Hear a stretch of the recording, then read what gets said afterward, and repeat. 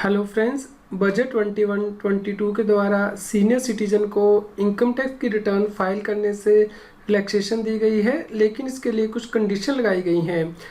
Friends, income tax act में section 139 दिया गया है, जो कि यह बताता है कि हर व्यक्ति को इनकम टैक्स एक्ट के अंतर्गत रिटर्न फाइल करनी है यदि उसकी टोटल इनकम स्पेसिफाइड अमाउंट से ज़्यादा हो जाती है, जिसपे कि इनकम टैक्स नहीं लगता है। फ्रेंड्स, अब गवर्नमेंट के द्वारा सीनियर सिटीजन के लिए रिलैक्सेशन दी गई है इनकम टैक्स रिटर्न फाइल करने से। फ्रेंड्स, अब सीनियर सिटीजन को रिलीफ प्रोवाइड की गई है, लेकिन इसके लिए कंडीशन भी लगाई गई हैं, यानी कि सीनियर सिटीजन इंडिया का रेजिडेंट होना चाहिए, उसकी उम्र 75 साल या फिर उससे ज़्यादा होनी चाहिए during the financial year.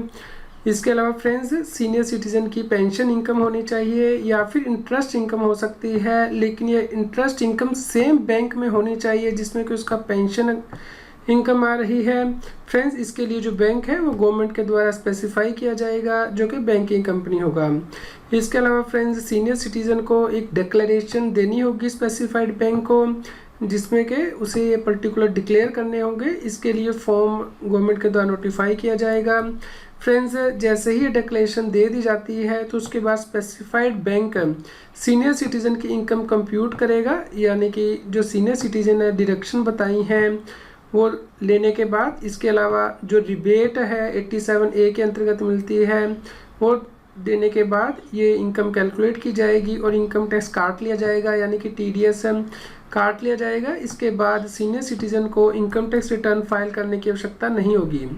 Friends, ये जो अमेंडमेंट है वो 1 अप्रैल 2021 यानी कि फाइनेंशियल ईयर 2021 असेसमेंट ईयर 21-22 के लिए प्रपोज की गई है बजट 21-22 में।